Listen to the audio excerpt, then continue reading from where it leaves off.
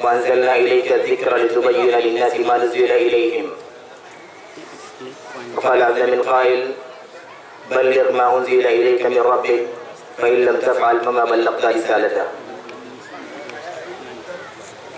وقال النبي صلى الله عليه وسلم ما بعث الله من نبي إلا كان حقا عليه أن يدل أمته على خير ما يعلمه لهم وينذرهم شر ما يعلمه لهم، إلى آخر الحديث الذي رواه الإمام مسلم رحمه الله في صحيحه. جناب صدر،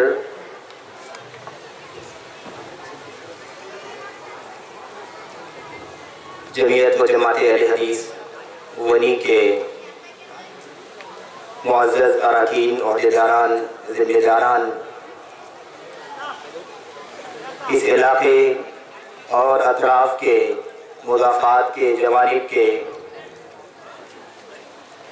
مختلف علماء کرام، دعات، مبلغین، جماعت کے ذمہ داران، علماء، فضلاء، بزرگوں، نوجوان دوستوں، قابل احترام ماں اور بہنوں، عزیز بچوں، آج کے اس عظیم الشان اجتماع میں جو آپ کی اس بستی ونی میں منعقد ہو رہا ہے، مجھے اس عنوان کے تحت کچھ باتیں آپ حضرات کے سامنے عرض کرنی ہیں۔ وہ عنوان ہے اعلان کے مطابق منصب رسالت، اور حقیقت یہ ہے کہ موضوع بہت ہی طویل ہے۔ منصب رسالت کا جو عنوان ہے اس کے مختلف زاویے ہیں، مختلف گوشے ہیں، اور اس کے مختلف پہلو ہیں جس پر گفتگو کرنا نہایت ضروری ہے۔ ہو سکتا ہے کہ مقررہ وقت میں کچھ باتیں تفصیل سے آپ حضرات کے سامنے نہ آ سکیں، پیش نہ رہ جائیں۔ میں اللہ سے دعا کرتا ہوں کہ اللہ تبارک و تعالی ہمیں اختصار کے ساتھ ہی صحیح سمجھنے کی توفیق عطا فرمائے، آمین یا رب العالمین۔ اصل میں منصب رسالت کا منصب، رسالت کا عہدہ، رسالت کی نہایت ہی عظیم ذمہ داری، جو دراصل استعفیٰ یعنی منتخب کیے جانے، اللہ کی طرف سے سلیکٹ کیے جانے، اللہ کی طرف سے چن لیے جانے کا نام ہے۔ یہ ایک اللہ کی طرف سے عطیہ ہے، ایک سلیکشن ہے، ایک انتخاب ہے، ایک تشریف اور ایک تفضیل ہے جو اللہ کی طرف سے خصوصی طور پر اللہ کی مرضی کے مطابق جسے اللہ چاہتا ہے منتخب کرتا ہے اور یہ شرف عطا فرماتا ہے۔ یہ کوئی کسبی چیز نہیں ہے، یہ محنت و مشقت، جد و جہد اور کوشش سے حاصل نہیں ہو سکتی۔ میرے بھائیوں، میرے بزرگوں، منصب رسالت کے حوالے سے میں کیا کچھ باتیں آپ حضرات کے سامنے عرض کروں گا۔ آئیے اختصار کے ساتھ اس کا خاکہ میں آپ کے سامنے رکھوں، تاکہ اگر کچھ بات آپ حضرات کے سامنے نہ آ سکے یا بہت ہی اختصار کے ساتھ مجھے کہنے پر مجبور ہونا پڑے تو آپ اس خاکے سے اسے سمجھ سکیں۔ رسالت کا معنی اور مفہوم۔ رسالت ایک اللہ کی طرف سے عطیہ ہے، ایک تحفہ ہے، ایک تشریف ہے، ایک فضل ہے، انعام ہے جو اللہ رب العالمین اپنی مرضی کے مطابق جسے چاہتا ہے عطا کرتا ہے۔ ایسے ہی اللہ رب العالمین کی طرف سے جو رسالت کی بات اللہ کی کتاب میں آئی ہے یا دین اسلام کے بلکہ ایمان کے ارکان میں سے ایک بنیادی رکن ہے ایمان بالرسل علیہ الصلوۃ والسلام، اس پر ایمان لانے کا مطلب کیا ہے؟ ایسے ہی رسالت اور نبوت کی خصوصیات کیا ہوتی ہے؟ ایک رسول کی، ایک نبی کی، اللہ کی کتاب قرآن کریم اور اللہ کے نبی محمد رسول اللہ صلی اللہ علیہ وسلم کی روشنی میں ایک نبی اور رسول کی کیا صفات ہوتی ہیں؟ اگر کسی کو اللہ رب العالمین نے نبوت سے، رسالت سے سرفراز فرمایا ہے تو اس کی کیا صفات ہیں؟ وہ کس نسل کا ہے، کس جنس کا ہے؟ وہ بندگی میں شمار ہے، اللہ کے بندگان میں اس کا شمار ہے، یا پھر کسی اور حیثیت سے اللہ رب العالمین اسے منتخب کر رہا ہے؟ اس کے اندر کیا خوبیاں ہوتی ہیں؟ کیا امتیازات پائے جاتے ہیں, کیا خصوصیات پائی جاتی ہیں, یہ ساری باتیں انشاءاللہ آپ کے سامنے آئیں گی. اور ایسے ہی یہ چیز بھی آپ کے سامنے انشاءاللہ تبارک و تعالیٰ رکھی جائے گی کہ اصل جو رسالت کا منصب ہے وہ کیا ہے, بہت ہی اقتدار کے ساتھ. یہ باتیں اس لیے رکھی جائیں گی کہ یہ باتیں حقیقت یہ ہے کہ عنوان کے حساب سے ایسا لگتا ہے کہ یہی باتیں اصل ہیں, لیکن میری اپنی گفتگو کا جو مقصود ہے اس میں یہ باتیں اصل نہیں ہیں, یہ باتیں تمہید میں. مجھے ان تمہیدی باتوں کے ساتھ جو اصل بات آپ کے سامنے رکھنی ہے وہ یہ ہے کہ رسالت کے اس منصب کو امت کے لوگوں نے کیسے لیا, اس کے ساتھ کیسے تعامل کیا, رسالت کے منصب کو کیا سمجھا, اسے اس کے ساتھ کیسے ڈیل کیا, اور اس کے اندر کس کس طرح سے غلو, کس کس طرح سے مبالغہ آرائی, کس کس طرح سے حد سے تجاوز کیا گیا, اور رسالت اور نبوت کے منصب کو اتنا اونچا بنا دیا گیا کہ وہ الوہیت کے مقام پر فائز ہو گیا. مجھے یہ چند پہلو آپ حضرات کے سامنے رکھنی ہے. یہ میری گفتگو کی تمہیدی باتیں, لیکن یہ تمہیدی باتیں تمہیدی سے ہی اس لیے آنا ضروری ہے کیونکہ انہی تمہیدی باتوں پر اگلی باتوں پر سمجھنا موقوف ہے. اس لیے میرے بھائیوں, میرے بزرگوں, میں پہلے ہی سے پریشان ہو رہا تھا کہ ایسا نہ ہو کہ وقت کی قلت اس گفتگو میں حائل ہو جائے اور ساری باتیں آپ کے سامنے نہ آ سکیں. اللہ سے دعا کرتے ہیں کہ اللہ تبارک و تعالیٰ مجھے نہایت اختصار کے ساتھ یہ باتیں عرض کرنے کی توفیق عطا فرمائے, اور اللہ رب العالمین سے دعا کرتے ہیں کہ اللہ ذمہ داران کو جن نیک اور خاص مقاصد کی تکمیل کے ساتھ اس پروگرام کے منعقد کرنے کا فیصلہ کیا ہے یا کیا گیا ہے, اللہ انہیں اس مقصد میں کامیابی عطا فرمائے اور اس موضوع کو سمجھنے کی توفیق عطا فرمائے. میرے بھائیوں, میرے بزرگوں, منصب رسالت کا عنوان سن کر کے یہ بات سمجھ نہیں آتی ہے کہ اس میں بتانا مقصود کیا ہے. اصل بتانا یہ ہے کہ اگر رسالت کا منصب کسی کو اللہ نے عطا فرمایا ہے تو یہ منصب اپنے اندر کتنا مقام رکھتا ہے, اس کی حیثیت کتنی ہے کتاب اللہ سنت رسول کی روشنی میں, اس کا مقام کتنا ہے, اس نبوت اور رسالت جس سے اسے سرفراز کیا جائے اس کے اختیارات کتنے ہوتے, اس کا پاور کتنا ہوتا ہے, اسے کتنا تصرف کا حق دیا جاتا ہے, اس کی منصبیت میں کتنی چیزیں داخل ہیں, اس کے عہدے میں کتنی چیزیں داخل ہیں, اسے کتنا پاور اللہ کی طرف سے دیا گیا ہے, اسے کتنا تصرف کا حق دیا گیا ہے. یہ ساری باتیں دراصل مجھے آپ کے سامنے رکھنی ہیں, اور میں اللہ سے دعا کرتا ہوں کہ اللہ تبارک و تعالیٰ ہمیں اس باتوں, ان تمام باتوں کو سمجھنے کی توفیق عطا فرمائے. اس تمہیدی گفتگو کے بعد مجھے 3-4 باتیں جو آپ کے سامنے رکھنی ہے وہ دراصل یہ ہیں مظاہر الغلو فی منصب الرسالہ. منصب رسالت میں غلو کے مظاہر کیا ہیں؟ دراصل میرے گفتگو کا عنوان یہ ہونا چاہیے, لیکن شاید اس سمجھنے میں پریشانی ہوتی اور دشوار ہوتا کہ اس کا مقصد کیا ہے, کون سی غلو کے مظاہر ہو سکتے ہیں نبوت و رسالت میں. اس لیے یہ عام سا عنوان رکھا گیا ہے منصب رسالت اور اس کے حدود اور اختیارات کتنے, اس کی خصوصیات کتنی, اس کے صفات کتنے ہیں. اس لیے یہ بات سمجھ لی جائے میرے بھائیوں, میرے بزرگوں. اب منصب رسالت اور نبوت کے اندر غلو کے مظاہر کون کون سے ہیں, یہ بہت ساری چیزیں ہو سکتی ہیں, لیکن میں بہت ہی اختصار کے ساتھ 3-4 نقطوں پر آپ کے سامنے گفتگو کروں گا. 3-4 نقطے انشاءاللہ تبارک و تعالیٰ. وہ 4 نقطے کیا ہیں میں ابھی وہ نکات بھی آپ کے سامنے ذکر نہیں کروں گا, یہ تمہیدی باتیں ہو جائے پھر انشاءاللہ اس کا مطلب آپ کے سامنے کرنا چاہوں گا. اللہ سے دعا کرتے ہیں کہ آئیے اللہ کی توفیق سے اس گفتگو کو آغاز کیا جائے. دیکھیں, نبوت اور رسالت 2 لفظ ہم سنتے ہیں. ایک بات اور عرض کر دوں, چونکہ یہ موضوع ذرا سا دوسرے انداز کا ہے اس لیے مکمل تقریر کا خطاب کا انداز اس پہ نہیں اپنایا جائے گا. ایک درس کا انداز ہوگا, ایک افہام و تفہیم کا انداز ہوگا, گفتگو کا انداز ہوگا. اللہ کے کلام کی آیتیں آپ کے سامنے پڑھی جائیں گی, اس کے ترجمے کیے جائیں گے, حدیثیں پڑھی جائیں گی, اس کے ترجمے آپ کے سامنے کیے جائیں گے تاکہ بات اچھی طرح سے ذہنوں میں پیوست ہو جائے, بیٹھ جائے. کوئی جذباتی اور ہنگامی تقریر نہیں ہے, یہ کوئی خطاب نہیں ہے جو میں کسی ایک عام موضوع پر کر رہا ہوں. دراصل ایک بہت ہی علمی, بہت ہی اصولی اور ایمانی موضوع ہے جسے دراصل بہت ہی بستہ سمجھنے کی اور آپ کے سامنے رکھنے کی ضرورت ہے. تو میرے بھائیوں, میرے بزرگوں, دیکھیے نبوت اور رسالت 2 لفظ ہم سنتے ہیں. نبوت کا لفظ استعمال ہوا ہے قرآن کریم کی آیات میں, اور رسالت کا لفظ بھی بہت ساری جگہوں پر استعمال ہوا ہے. ایسی نصوص حدیث, نصوص سنت کے اندر بھی یہ الفاظ استعمال کیے گئے ہیں. نبوت کا لفظ دراصل نبا سے لیا گیا ہے. نبا جس کے معنی خبر جو ہوتے ہیں, آپ جانتے ہیں اللہ رب العالمین نے ارشاد فرمایا عما یتساءلون عن النبأ العظیم, کس چیز کے بارے میں سوال کر رہے ہیں یہ لوگ؟ عن النبأ العظیم, بہت بڑی نبا کے بارے میں, یعنی بہت بڑی خبر کے بارے میں. تو نبا کے معنی ہوتے ہیں خبر کے, اور نبوت کا لفظ اسی نبا سے بنایا گیا ہے.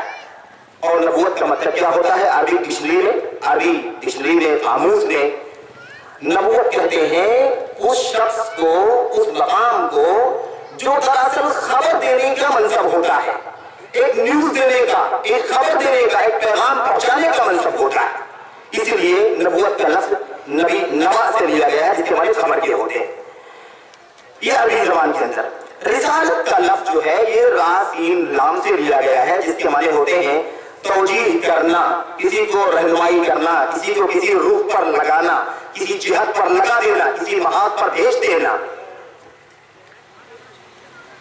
اور رسالت ایک ایسے منصب کا نام ہے جس میں کسی پیغام کو دے کر کے، کسی ہدف کو دے کر کے، کسی حکم کو دے کر کے کسی طرف متوجہ کیا جائے کہ اس پیغام کو فلاں کی طرف لے کر کے جاؤ اور ان تک پہنچا دو۔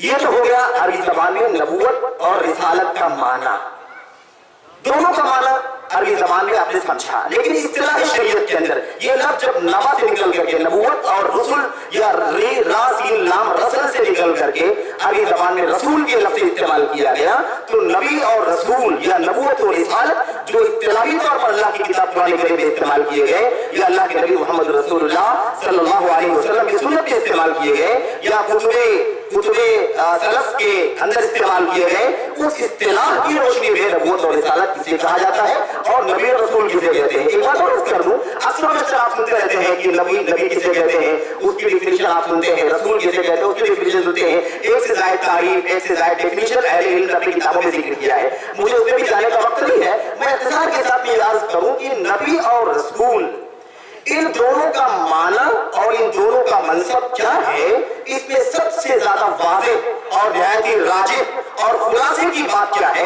میں علامہ شیخ الاسلام ابن تیمیہ رحمۃ اللہ علیہ کے حوالے سے آپ کے سامنے ذکر کر دوں۔ اتنی بات واضح ہو چکی ہے کہ نبا سے ماخوذ ہے نبوت، جس کے معنی خبر دینے کے ہوتے ہیں، اور نبی کا معنی ہوتا ہے خبر دینے والا۔ اور چونکہ رسول کا لفظ را سین لام یا ارسال سے یا رسل سے لیا گیا ہے، جس کے معنی ہوتے ہیں کسی طرف متوجہ کرنا، کسی رخ پر لگانا، کسی محاذ کے لیے بھیجنا، یہ دونوں معنی تو واضح ہو چکے ہیں۔ اب نبی اور رسول میں فرق کیا ہے؟ خلاصہ ایک راجح قول کی روشنی میں آپ کے سامنے ذکر کر دوں، انشاءاللہ یہ بات یہیں صاف ہو جائے گی، مجھے تفصیلات میں جانے کی ضرورت نہیں پڑے گی۔ علامہ ابن تیمیہ رحمۃ اللہ علیہ نے اپنی کتاب کے اندر نقل فرمایا ہے کہ دراصل نبی کہتے ہیں، سن لیجئے یہ اسی سے فرق واضح ہو جائے گا، نبی کہتے ہیں اس شخص کو جسے اللہ کی طرف سے کوئی خبر دی گئی ہو اور اسے اس بات کا حکم دیا گیا ہو کہ یہ خبر اور لوگوں تک پہنچا دو، یعنی جو اللہ کی طرف سے خبر لے اور اس خبر کو کسی تک پہنچائے، اس منصب اور اس ذمہ داری کا جس کو مکلف کیا جاتا ہے اس کو نبی کہا جاتا ہے۔ یہ نبی ہے۔ رسول کسے کہتے ہیں؟ اسی ذمہ داری کے ساتھ ساتھ کچھ مزید ذمہ داری سے دی جاتی ہے، اگر مزید ذمہ داری دی جائے گی تو رسول بھی کہا جائے گا۔ اگر کی ذمہ داری ہے اللہ کی خبر لے، اس خبر کو فلاں فلاں تک، فلاں فلاں قوم تک یا پوری دنیا والوں تک پہنچائے، تو یہ منصب نبوت کا کہلاتا ہے اور یہ کام کرنے والے کو نبی کہا جاتا ہے۔ اس ذمہ داری کے ساتھ ساتھ اگر یہ ذمہ داری بھی بڑھا دی جائے کہ جو پیغام آپ نے اللہ کی طرف سے حاصل کیا ہے اور وہ پیغام آپ نے لوگوں تک پہنچایا ہے، اس کی مخالفت لوگ کر رہے ہیں، ایک قوم اس کی مخالفت کر رہی ہے، اسے نہیں مان رہی ہے، اس کا انکار کر رہی ہے، اس اللہ کے یہ بتائے ہوئے اللہ کی طرف سے آئی ہوئی خبر اور اللہ کی طرف سے آئے ہوئے پیغام کی مخالفت کر رہی ہے اور اللہ کے حکم کو ٹھکرا رہی ہے۔ اس لیے ان کے پاس خصوصیت کے ساتھ پہنچو اور پہنچ کر کے ان کے سامنے ساری حجت، ساری دلیل، سارے براہین اور ساری کتاب، ساری وحی کے ذریعے انہیں سمجھاؤ۔ اگر ساتھ ساتھ میں یہ منصب بھی دیا گیا ہے تو وہ شخص نبی کے ساتھ ساتھ رسول بھی ہے، اور اگر یہ منصب نہیں دیا گیا ہے صرف اللہ کی خبر کو بندوں تک پہنچانے کی ذمہ داری دی گئی ہے تو وہ نبی ہے، رسول نہیں ہے۔ میں سمجھتا ہوں کہ بات واضح ہو گئی ہوگی اور اس میں مزید تفصیل کی کوئی ضرورت بھی میں نہیں سمجھتا۔ میرے بھائیوں، میرے بزرگوں، اب آئیے میں آگے بڑھتا ہوں۔ میں نے شروع میں کہا آپ سے کہ باتیں بہت ساری اللہ کی قسم ہے، لیکن اختصار کے ساتھ یہ باتیں آپ کے سامنے عرض کرنا چاہوں گا۔ ہمارے بھائی جو کھڑے ہیں ادھر ادھر، میں چاہوں گا کہ اطمینان سے بیٹھ جائے تاکہ اطمینان سے باتوں کو سمجھ سکیں۔ نبی کی تعریف میں نبی کی جو ڈیفینیشن ہے، نبی کی جو شخصیت ہوتی ہے، اس میں تین چیزیں بہت ہی ضروری ہیں۔ یعنی مطلب کیا ہے؟ خلاصہ اللہ رب العالمین نے جنہیں منصب رسالت پر فائز کیا ہے، جنہیں اللہ رب العالمین نے منصب نبوت پر فائز کیا ہے، اور نبوت و رسالت آپ سمجھنے کی ضرورت، آپ سمجھانے کی ضرورت نہیں ہے، बात आ चुकी है। नबूवत का मनसब हो या रिसालत का मनसब हो, इन दोनों मनसब के अंदर ये बातें निहायत ही लाजमी तौर पर पाई जाती हैं। यानी जिन्हें भी अल्लाह ने नबी बनाया है या रसूल बनाया है, वो इन तीन बातों से बाहर नहीं निकल सकते। जो भी नबी है, जो भी रसूल है, वो तीन चीजों के अंदर पाई जाएंगे। सबसे पहली चीज, वो नबूवत और रिसालत का मनसब जिसे अल्लाह ने अता फरमाया है, वो बशर होगा, बशर होगा, इंसान होगा, और कोई दूसरी मखलूक नहीं होगी। उसूल बात है। इसके दलाइल आपके सामने आएंगे। हम दलाइल, सारे दलाइल आपके सामने नहीं पढ़ सकते, एक दो दलीलें आपके सामने पढ़ करके बात आगे बढ़ाएंगे। तो एक बुनियादी चीज क्या है, नबूवत और रिसालत के मनसब के अंदर पहली खुसूसियत क्या है कि नबी और रसूल बशर होगा। दूसरी खुसूसियत क्या है कि नबी और रसूल कभी भी ज़कर होगा। ज़कर का मतलब होगा मेल होगा, मर्द होगा, औरत नहीं हो सकती। यहां एक छोटी सी वजाहत कर दूं, थोड़ा सा इसमें इख्तिलाफ लोगों ने, उलमा ने किया है। वो इख्तिलाफ का खुलासा क्या है? बाज़ उलमा ने ये बात कही है, देखिए बात आपके सामने कही, नबी हमेशा क्या होगा? नबी हमेशा बशर होगा, रसूल हमेशा बशर होगा। नबी और रसूल हमेशा मर्द होंगे।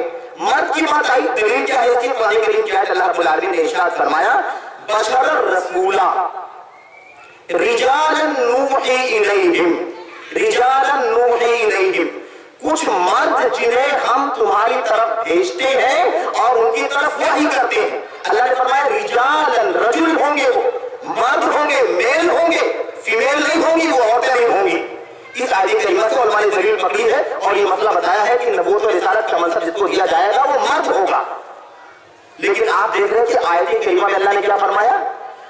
वमा अर्सलना, रिसालत की बात कही गई है और रिसालत के बैकग्राउंड में कहा गया है कि वो रिसालत जिसको अल्लाह देगा वो मर्द होंगे।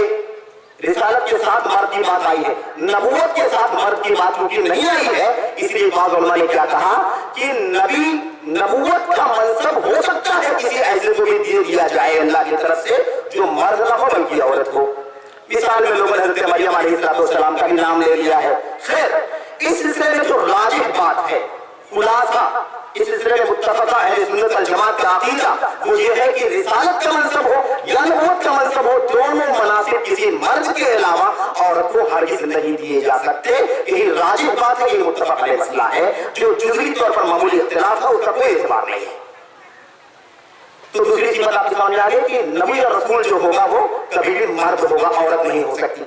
इसलिए आप जानते हैं कि एक जमाने में सजा बिन्ते हारिस नाम की एक औरत ने भी नबूवत का दावा कर लिया था और अल्लाह के नबी सल्लल्लाहु अलैहि वसल्लम का इरशाद आपने फरमाया था, ला नबी बादी, ला नबी बादी, मेरे बाद कोई नबी नहीं होगा। आपने फरमाया था ला नबी बादी, मेरे बाद कोई नबी यानी मर्द नबी नहीं होगा। उस औरत ने जब दावा किया, लोगों ने एतराज किया कि तू औरत साथ नबूवत का दावा कैसे कर लिया, तू तो औरत है, मर्द ही कभी नबी और रसूल हो सकता है, औरत को मनसब अल्लाह की तरफ से नहीं लिया जाता। उस औरत ने फौरन क्या हुज्जत कायम किया मंतकी, उसने कहा अल्लाह के नबी ने ये नहीं फरमाया है ला नबी बादी, अल्लाह ने फरमाया ला नबी बादी, कोई नबी मर्द नहीं होगा, कोई नबी औरत अगर होना चाहे तो हो सकती है। इसलिए मेरी नबी नहीं होती है इसके अंदर, मैं औरत होते हुए भी नबूवत के मनसब पर फाइज हो सकती हूँ। इस तरह का मंतकी जवाब दिया था। मेरे भाइयों, तीसरी बात क्या है कि वो नबी और रसूल कभी भी आजाद होगा, गुलाम नहीं हो सकता, क्योंकि गुलामी को मुकम्मल अख्तियार नहीं हुआ करता। वो अपने आका के मातहत होता है, अपने मालिक के मातहत होता है, उसके सारे अख्तियारात उसके मातहत होते हैं। वो अपनी चीजों का मालिक नहीं होता, अपनी जिम्मेदारियों को, अब उसकी जिम्मेदारियां मुस्तकिल नहीं होती है बल्कि वो किसी के मातहत हुआ करता है। तो ये तीन बुनियादी चीजें ध्यान में रखिए, इंशाअल्लाह इसकी आगे जरूरत पड़ेगी आपको। खासतौर से जो हमने आपके सामने अर्ज किया है कि नबी और रसूल कभी भी बशर होंगे, गैर बशर नहीं हो सकते, कभी भी गैर बशर नहीं हो सकते, बशर ही नबी और रसूल हो सकता है। इंशाअल्लाह सारी बातें आपके सामने आएंगी। देखिए मेरे भाइयों, मेरे बुजुर्गों, जहां तक मसला बशरियत का मतलब है कि रसूल और नबी बशर ही होंगे, इस सिलसिले में नबी करीम सल्लल्लाहु अलैहि वसल्लम के हवाले से अल्लाह रब्बुल आलमीन ने कुरान करीम की बहुत सारी आयतों में आपसे कहलवाया है कि अल्लाह के नबी आप अपने मनसब रसूल, रिसालत और नबूवत और उसकी शान को बयान कर दीजिए और लोगों के सामने वाज़ेह कर दीजिए। अल्लाह रब्बुल आलमीन ने बार बार ये बात कहलवाई कि आप कह दीजिए मा अना इल्ला बशरुम मिस्लुकुम, मैं तुम्हारे जैसा एक बशर हूँ, तुम्हारे मिस्ल एक बशर हूँ। आगे अल्लाह ने क्या फरमाया, जो नबूवत की खुसूसियत है, बशरियत में सब बराबर, बशरियत में सब बराबर, लेकिन खुसूसियत जो है नबूवत की वही इम्तियाजी शान है। अल्लाह ने फरमाया यूहा इलैया,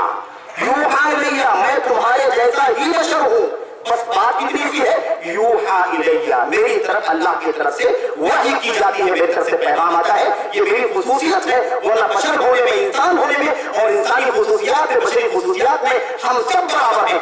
आप खाते हैं मैं भी खाता हूँ, आप पहनते हैं मैं भी पहनता हूँ, आप सोते हैं मैं भी सोता हूँ, आप भूलते हैं मैं भी भूलता हूँ, आपको याद रहता है मुझे भी याद रहता है, मुझे भी नींद आती है, मुझे भी ऊँघ आती है और मुझे भी बीवी बच्चों की जरूरत पड़ती है, मुझे भी भूख लगती है, मुझे भी प्यास लगती है, मैं भी चलता फिरता उठता बैठता हूँ। ये सारी बातें इंशाअल्लाह आपके सामने इशारतन आपके सामने मज़ीद आएंगी। बहरहाल मेरे भाइयों मेरे बुजुर्गों, तो ये बात ध्यान में रखिए कि बशरियत का मसला एक नहीं मुख्तलिफ आयतों में अल्लाह रब्बुल आलमीन ने इरशाद फरमाया। अच्छा अजीब वही बात ये है कि अल्लाह का कहना तो ये है कि बशर ही रसूल होगा। रिसालत नबूवत की खुसूसियत है कि वो बशर ही हो सकता है, गैर बशर कोई नहीं हो सकता। ये चीज अल्लाह के फरमान में है। जबकि कुफारे मक्का, मुशरिकीन मक्का इसके बिल्कुल बरखिलाफ उनका इश्काल था, उनकी दुश्वारी थी। वो इस पर ताज्जुब करते थे कि एक अल्लाह का पैगंबर, एक अल्लाह का रसूल, एक अल्लाह का कासिद, एक अल्लाह का नबी ऐसे कैसे हो सकता है कि हम जैसा आम इंसान हो? हम जैसा आम इंसान कैसे हो सकता है? अगर अल्लाह का पैगंबर है, अल्लाह का रसूल है, तो जाहिर सी बात है कि उसे तो हट करके होना चाहिए था, एक इम्तियाजी शान का होना चाहिए था। अरे अगर कोई बशर से हट करके कोई फरिश्ता होता तो बात समझ में आ सकती थी। ये क्या हुआ? ये क्या बात हो गई? हमारे ही जैसा, हमारे ही बीच का एक आदमी, हम जैसा आम इंसान नबी बना दिया गया है, नबूवत का दावा करता है, रिसालत का दावा करता है और अपनी तरफ वही किए जाने का दावा करता है। ये कौन सी बात हुई? ये तो समझ आने वाली बात नहीं है। और क्या कहा अगर तुम अपने ही जैसे बशर की पैरवी करोगे, इन्नकुम इज़ल लखासिरून, तब तो तुम घाटे में रहोगे, गुमराह हो जाओगे, भटक जाओगे। ये कौन सी बात होगी कि अपने ही जैसे एक आम आदमी की तुम पैरवी कर रहे हो, उसकी नबूवत और रिसालत का इकरार करें। तो अजीब वही बात है। देखे कि इंसानी अक्ल की रसाई कहां तक हो सकती है। जो मसलहतें अल्लाह रब्बुल आलमीन समझ सकता है, एक मखलूक कैसे समझ सकती है उस मसलहत को। मेरे भाइयों मेरे बुजुर्गों, आइए इससे आगे बढ़ करके मैं आपके सामने अर्ज करूं। अब जब इतनी सी बात साबित हो गई कि बशरियत का मसला मुत्तफक अलैह है और नबी और रसूल बशर होगा, उसकी खुसूसियत ये है कि बशर होगा, तो बशरियत के अंदर कई चीजें दाखिल होती हैं। ये इशारतन सुन लीजिए। बशरियत का मतलब ये है कि वो बंदा होगा, बशरियत का मतलब ये है कि वो बंदा होगा। ऐसे ही बशरियत के अंदर ये भी दाखिल है कि वो फकीर व मुहताज होगा अल्लाह रब्बुल आलमीन का, अल्लाह के सामने बेकस होगा, बेबस होगा, अल्लाह रब्बुल आलमीन का मुहताज होगा हर जगह। ऐसे ही इससे ये बात साबित होती है कि जब वो बशर होगा तो उलूहियत के जर्रे जर्रे से वो दूर होगा, उलूहियत का कोई शायबा, अल्लाह रब्बुल आलमीन की ताकत और पावर का कोई शायबा उसके अंदर नहीं पाया जा सकता। अल्लाह रब्बुल आलमीन की जो अज़ीम सिफ़ात है, अल्लाह की जो अज़ीम कुदरत है, अल्लाह की जो बेमिसाल तसर्रुफ़ात है, उसका कोई भी उसके अमल का हासिल नहीं हो सकता।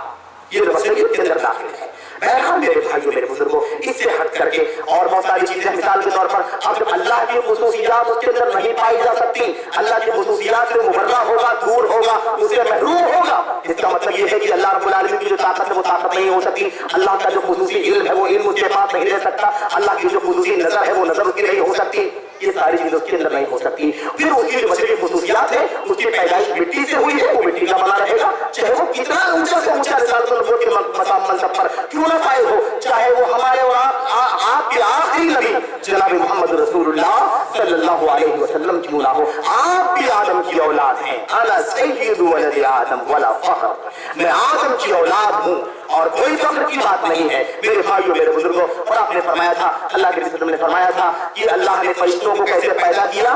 नूर से पैदा किया। जिन को कैसे पैदा किया? मिम्मा जिन मिन नार, आग के शोले से पैदा किया। व खलक़ आदम मिम्मा वसफ़ लकुम, और आदम को चीज से पैदा किया है जो अल्लाह ने कुरान में बता दिया है। किससे पैदा किया अल्लाह रब्बुल आलमीन ने? आदम को अल्लाह ने मिट्टी से पैदा किया है। सलसालिन मिन हमिन मसनून मिन तीन कल-फख़ार, मुख्तलिफ अंदाज के अल्फाज कुरान करीम के इस्तेमाल किए गए हैं। बहरहाल मिट्टी से पैदा किया गया है। तो इस तरीके से ये बात हो गई। एक तीसरी बात क्या थी? वो ये थी कि आजाद होगा। इन सब बातों में ज्यादा तफसील में जाने की जरूरत नहीं है, क्योंकि ये कोई इख्तिलाफी मसला नहीं है कि वो आजाद होगा। मसला ज्यादा पेचीदा ये है कि नबी बशर होगा या गैर बशर होगा। इसके बारे में तफसीली बात इंशाअल्लाह आपके सामने आएगी। नबूवत और रिसालत की अहमियत का अंदाजा इस बात से लगाएं मेरे भाइयों मेरे बुजुर्गों कि नबूवत और रिसालत इसलिए जरूरी थी, इतनी ज्यादा अहमियत का काम है ये कि इसके जरिए से बंदगान की दुनियावी और उखरवी काम